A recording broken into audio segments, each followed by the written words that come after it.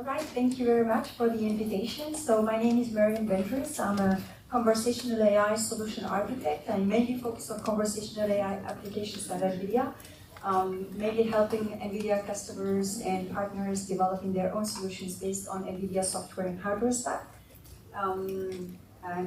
Today I'm happy to be here to talk about how we post-train large language models to add reasoning capabilities, and I will be giving some examples like Llama, Neutron, and Mistral models to do that.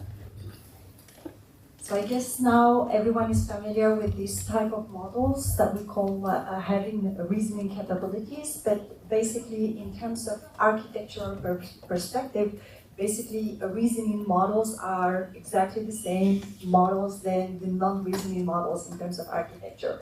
So they are most likely be transformer-based models. The difference is that these type of models are capable of taking advantage, capable of taking advantage of what we call the test time compute in order to think before sending the answer to your question. And here what you can see in this diagram is the model from OpenAI 01 on several tasks, like more like difficult tasks like math problems, for example. It's exactly the same model, and you could see the performance of that model in terms of accuracy while we are giving it more time to think before giving us the solution. So that's basically what we call those reasoning LLM models. But this comes with kind of challenges. So while they are very good and like giving us better performance in terms of accuracy, basically in terms of inference, it comes with some challenges. And that's what basically you see here in the second diagram, where basically we are showcasing at inference time different type of models and the average responses length. So the number of tokens that are generated to give you the answer. And here we are comparing three models. Actually, we are comparing two models. We are comparing the Llama Neutron 49 billion instruct, and we'll be explaining what is this model about, compared to one model that was post-trained to integrate reasoning capabilities.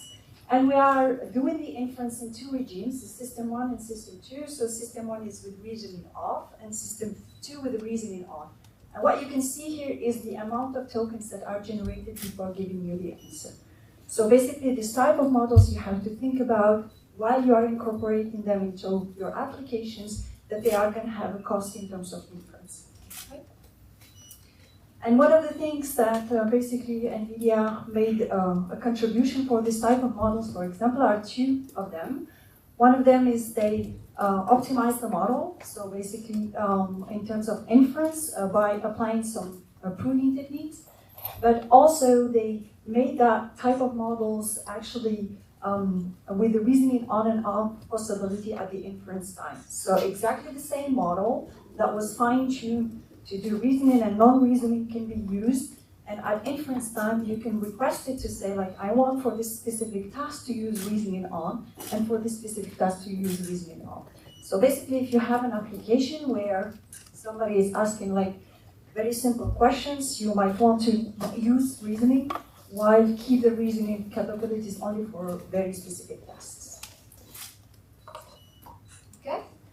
So this is an example basically of what we mean by a model that is capable of doing reasoning. So basically, let's take, by the way, this is the Llama Neutron 43 billion parameter model, 49 billion parameter model.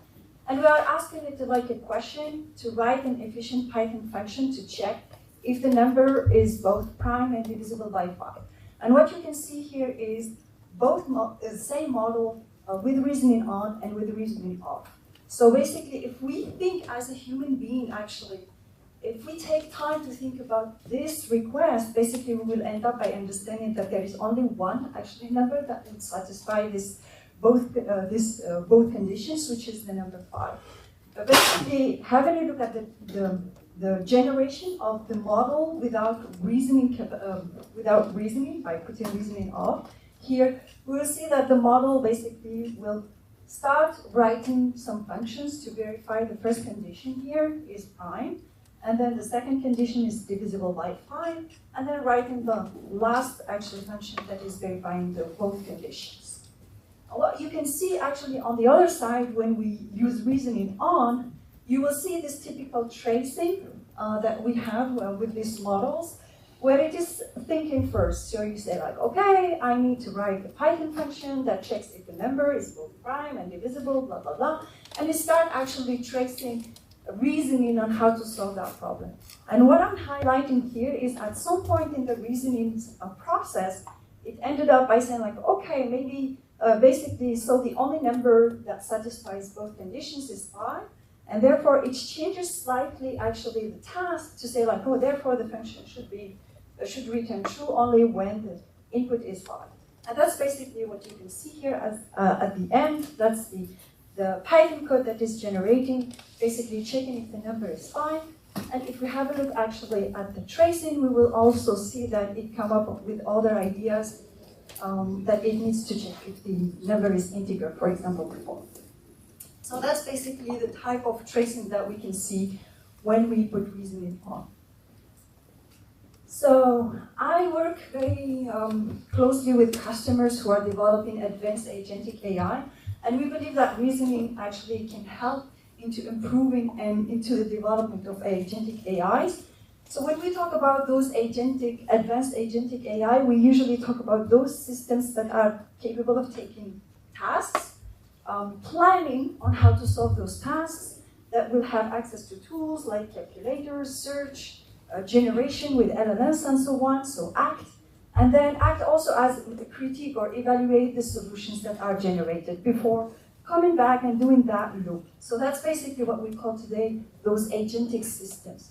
And we believe that reasoning models can help in different aspects in the development of agentic AI.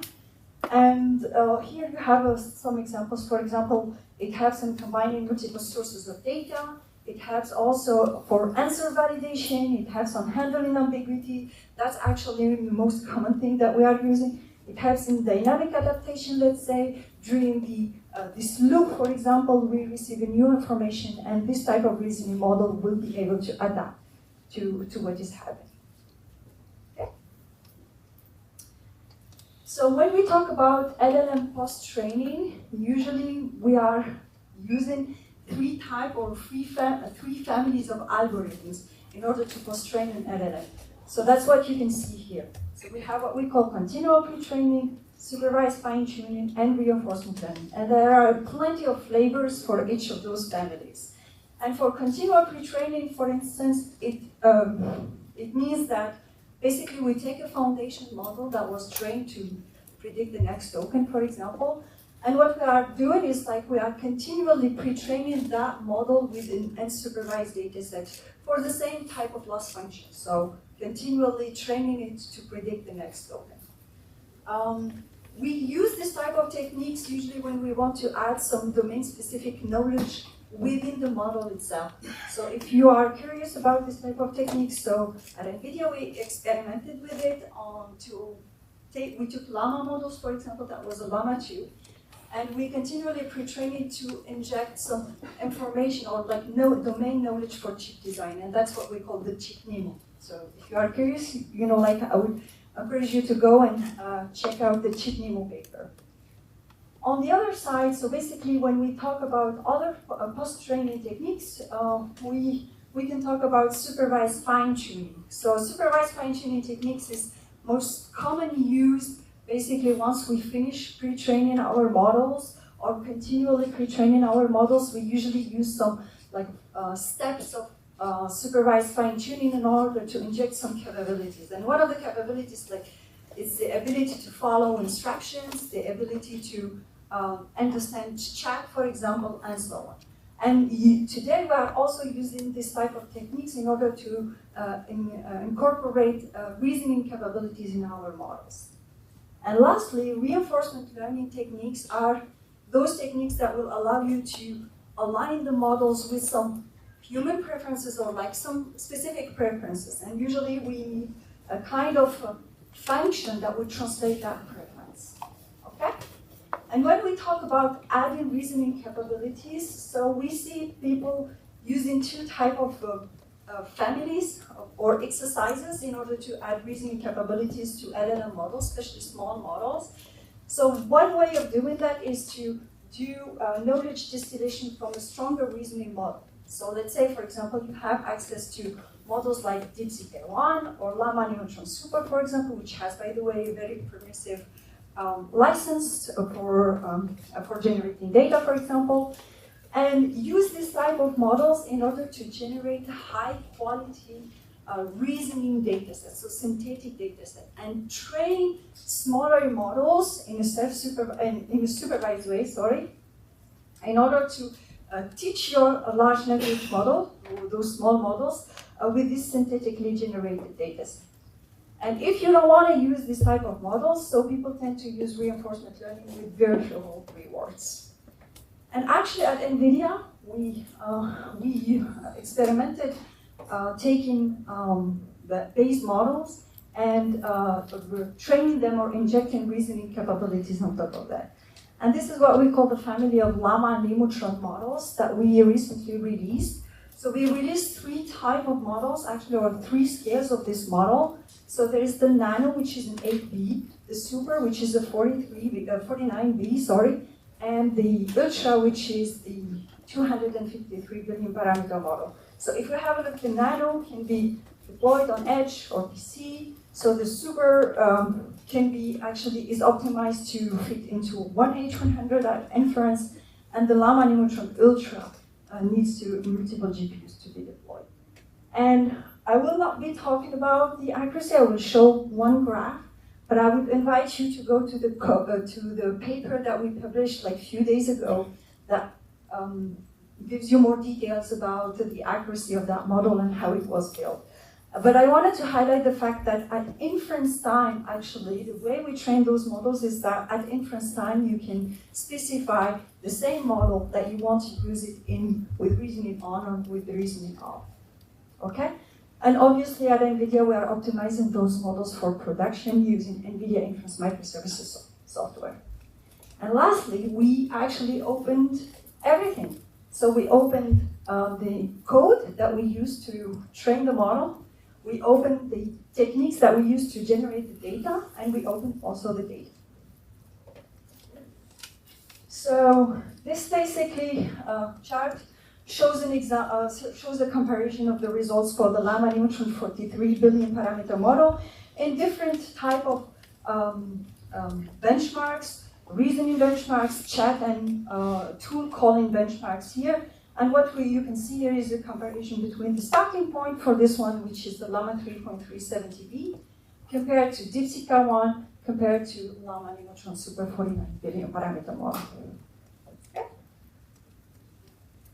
So, how it was built.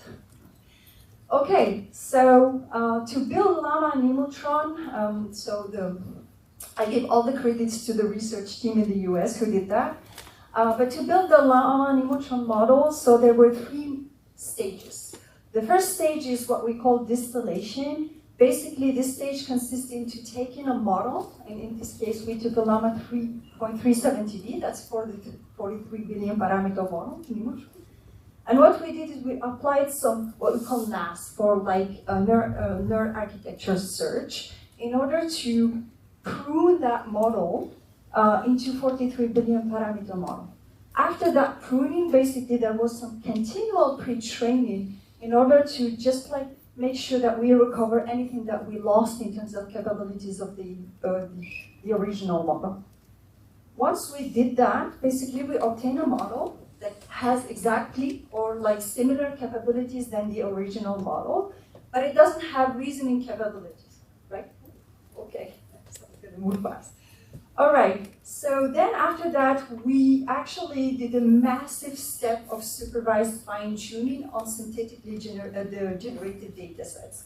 Those data sets, some of them were with reasoning off, some of them were with reasoning on, and we used actually different types of models that will be showcasing some examples in the next slide, to generate synthetic data for math, for chat, for code, for function calling, for instruction following, with reasoning on and for off, and with reasoning on for math, code, and science.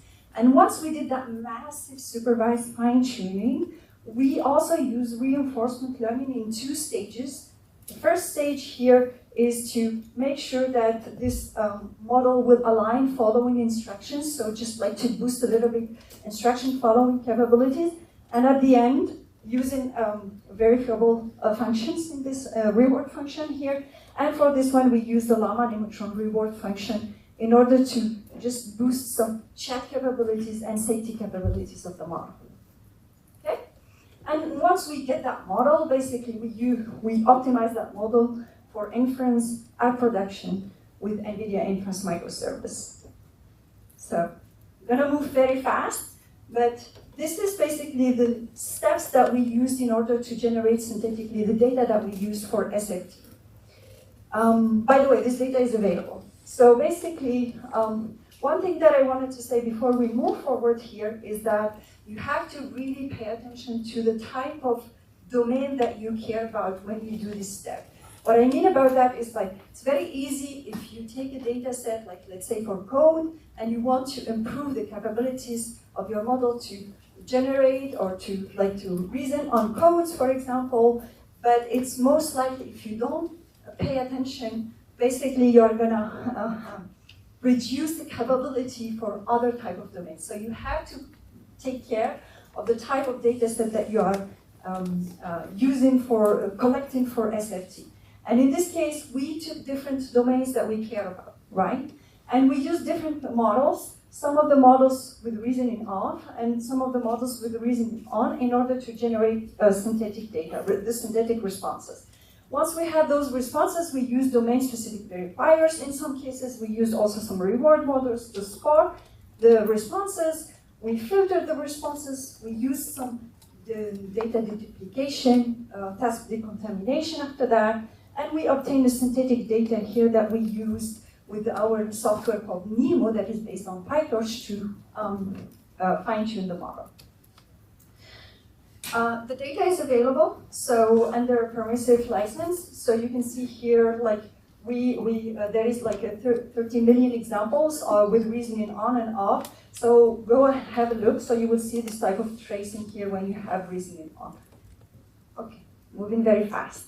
So reinforcement learning. So here in this slide, I tried to show you a very, very high level of reinforcement learning techniques that we use when we want to add reasoning capabilities. It could be DPU, but it could be also GRPU and so on. But basically for GRPU and this type of models or regime for training, we have 3 different models. So we have our policy here, which is basically our model, the SFT model previously. We take some prompts, we generate different options for the solutions, and we have a reward model or a verifier model here that will give us some rewards or some scores. Here you have an example here for the prompt that says like solve this, for example, function. You have some generations and you have some rewards here. And you use those rewards in your algorithms, reinforcement learning algorithms, in order to update your policy or your neural network.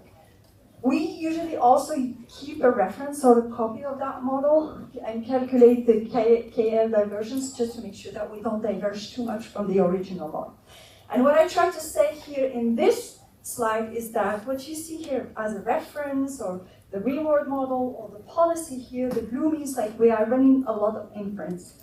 And the green, it means like we are training the model but also running it at inference time. So reinforcement learning is also heavy in terms of inference during the training loop. Okay, moving very fast. In this short demonstration, we'll be looking at how llama. So this is basically to showcase that after we train this model, so this model is already available. You can already download it. You can also start experimenting with this model on our API catalog. And here it shows you how it works. It can be an effective reasoning on and off model that you can use in your agentic workflows. You'll notice in the top left corner on this question about pizza toppings that we've enabled reasoning. This is done just through the system prompt, so there's no additional I scaffolding. hope you can hear. Just set the system prompt. But basically, allow detailed thinking. But basically what I wanted to show you here is that on the platform itself, you can see that you have a button here that says enable reasoning. And for some specific tasks or queries, for example, you can disable the reasoning in this case. Okay, so I'm moving very fast, but basically as it was mentioned earlier. So we use the NEMO framework to train this model. So NEMO is actually like a big framework. It stands for Neuron Module.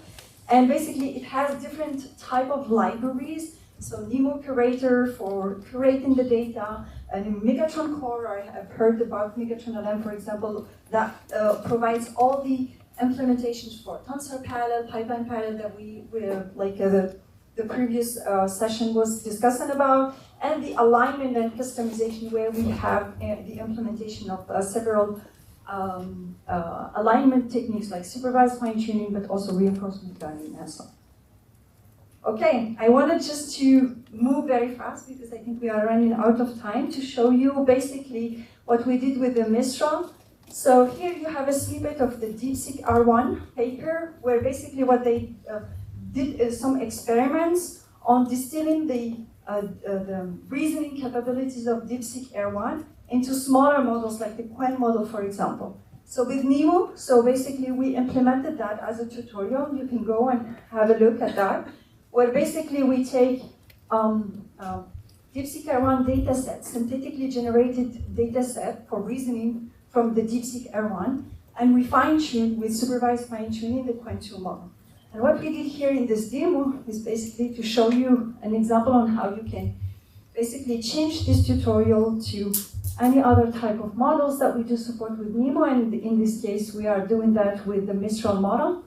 So what we showcase here in this demo is that basically we are going to download first of all the Mistral model with NEMO, convert it to NEMO 2.0 format. We're going to prepare the fine-tuning data sets. We're going to fine-tune the Mistral 7B model with NEMO, evaluate, and we can also convert the model to hiding phase. So we've moved very fast, but basically if you want to replicate this, the code is available. So here we are just downloading the model. Yeah, showcasing the type of data set where you can see here that we're having some tracing here, beginning of thoughts, the end of thought, and the beginning and the end of the solutions. And then moving fast. Oh, actually can go can go to the end. Okay.